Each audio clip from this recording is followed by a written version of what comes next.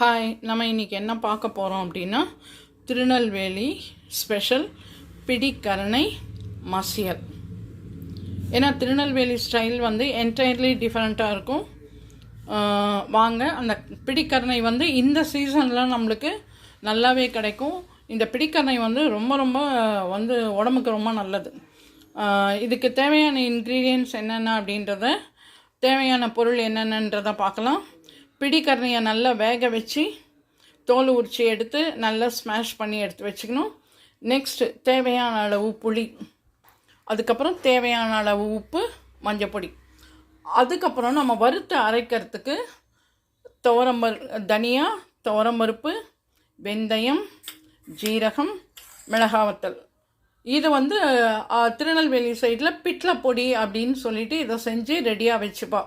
இதை வந்து இந்த மாதிரி கருணக்கிழங்கு பிடிக்கரணை மசியல் அந்த மாதிரி பண்ணும்போதும் பிட்டில் பண்ணும்போதும் இந்த பொடியை தான் அவள் வந்து போடுவாள். தனியா, துவரம்பருப்பு, வெந்தயம், ஜீரகம், மிளகாவத்தல். இதுதான் தாளிக்கிறதுக்கு. லாஸ்ட்டாக வெறும் தேங்காய் ஒரு 4 விதையை வச்சு அரைச்சி விட்டுட்டு, அதுக்கப்புறம் கடைசியில் நம்ம என்ன பண்ணணும், தேங்காய் எண்ணெயை விட்டு கடுகு, கருவேப்பிலை, ஒரு மிளகாவத்தல், இது எல்லாத்தையும் போட்டு தாளித்து கொட்டிட்டோம்னா செமையாக வந்து பிடிக்கரணை பிட்லை மசியல். பிட்லை பொடின்னு சொன்னதால் பிட்லன்னு வந்துட்டு பிடிக்கரணை மசியல் தயாராகிடும். வாங்க எப்படி பண்ணுறதுன்னு பார்க்கலாம். இப்போ அடுப்பை பற்ற வைக்க போகிறோம்.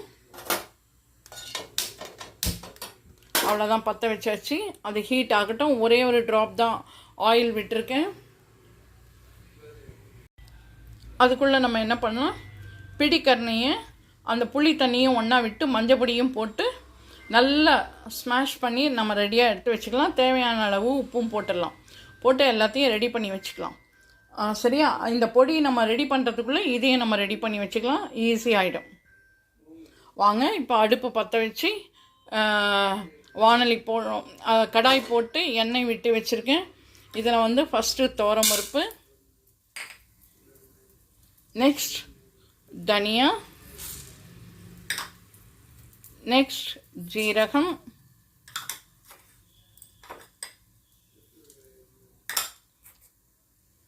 வெந்தயம், மிளகாவத்தல். உங்களுக்கு காரம் எவ்வளோக்கு வேணுமோ அந்த அளவு காரம் போட்டு இதை நல்லா வறுத்து பொடி பண்ணி வச்சுட்டா திருநெல்வேலி சைட் நம்ம கருணக்கிழங்கு பிட்லெல்லாம் பண்ணுறதுக்கும் இந்த பொடியை நம்ம வந்து யூஸ் பண்ணிக்கலாம். வாங்க, இதை வறுத்து எடுத்துன்னு வந்து பொடி பண்ணி வச்சுக்கலாம். அதுக்குள்ளே இந்த பக்கம் இதையும் நான் வந்து எல்லாத்தையும் மிக்ஸ் பண்ணி ரெடியாக வைக்கிறேன். நம்மளுக்கு டைம் சேவ் ஆகும், குயிக்காக நம்ம பண்ணலாம். சரியா? இதை வறுத்து நல்லா செவக்க வறுத்து நம்ம பொடி பண்ணி வச்சுக்கணும்.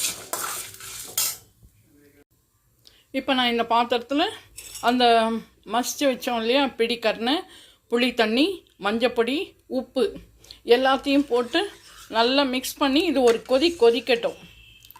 சரியா? கொதித்த உடனே நம்ம இதை பாருங்கள், பொடியை அரைச்சி ரெடியாக வச்சுருக்கேன். இந்த பொடியை நம்ம அப்படியே கூட தூவலாம், இல்லைன்னா நீங்கள் தண்ணியில் கரைச்சி, இல்லை நீங்கள் போடும்போது கட்டி தட்டுற மாதிரி இருக்கும், கட்டி ஆகிற மாதிரி இருந்ததுன்னா நீங்கள் கரைச்சி கூட இதில் விட்டுக்கலாம். சரியா? இது கொஞ்சம் ஒரு கொதிக்கட்டும்.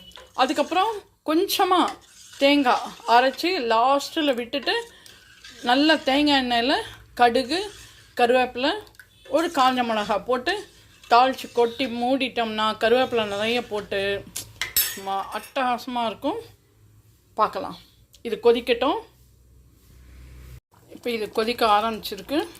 இதில் நம்ம பொடி பண்ணி வச்சுருக்கோம் இல்லையா, அந்த பொடியை வந்து நம்ம போட்டுடணும். நான் இதுக்கு தேவையான அளவு பொடியை தான் நான் பொடி பண்ணேன். அதால் அப்பப்போ நம்ம ஃப்ரெஷ்ஷாக கூட இது பண்ணிக்கலாம். அவ்வளோதான். இது கொஞ்சம் கொதி வந்தோடனே இது பாருங்கள், தேங்காய் அரைச்சி ரெடியாக வச்சுருக்கேன். அதை கொட்ட வேண்டியதுதான். கொட்டிட்டு தாளிக்க வேண்டியது தான். அதை பாருங்கள், எல்லாம் நம்ம ரெடி பண்ணி வச்சிட்டோன்னு வச்சுக்கோங்களேன், குயிக்காக ஆகிடும். இது ஒரு கொதி வந்தாச்சா, ஏன்னா இது வறுத்து எல்லாத்தையும் திரித்து வச்சுருக்கோம், அதனால் நம்மளுக்கு வந்து இது பிரச்சனை இல்லை. இப்போ ஒரு கொதி வந்தாச்சு. இப்போது நம்ம அரைச்சி வச்சுருக்கோம் இல்லையா இந்த தேங்காய், வெறும் தேங்காய் மட்டும்தான். அதை தூக்கி இதில் கொட்டிட்டு நல்லா கலக்கணும். பார்த்தீங்களா, பார்க்கும்போதே ரொம்ப நல்லா இருக்குல்ல. பாருங்க, லாஸ்ட்டு இறக்கிட்டு நீங்கள் அதாவது புளியை நம்ம விட்டுருக்கோம், வேணால் நீங்கள் எலுமிச்சம்பழம் வேணாலும் பிழிஞ்சிக்கலாம். ஆனால் இதுக்கு நான் எலுமிச்சம்பழம் பிழியலை. அவ்வளோதான். இது ஒரு கொதி வரட்டும். கொதி வந்தோடனே தாளிச்சிட்டு நல்லா சூடாக தேங்காய் எண்ணெயில் தாளித்து இதில் கொட்டி மூடிட போகிறோம். அவ்வளோதான். சூப்பராக இருக்கும். கொதிக்கட்டும், ஒரு கொதி வரட்டும். எப்போவுமே நான் சொல்வேன், தேங்காய் அரைச்சி விட்டுட்டு ரொம்ப நேரம் கொதிக்கக்கூடாது அப்படின்னு சொல்வேன் இல்லையா. அதனால் தேங்காய் அரைச்சி விட்டு ரொம்ப நேரம்லாம் கொதிக்க வேணாம். அவ்வளோதான்.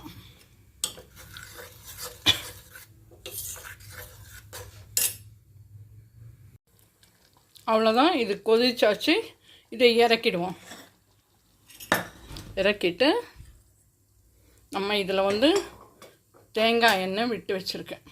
இது கொஞ்சம் தேங்காய் எண்ணெய் நிறைய விட்டால் தான் நல்லா இருக்குமா, அதனால் தேங்காய் எண்ணெய் நிறைய விட்டுருக்கேன். காயட்டும்.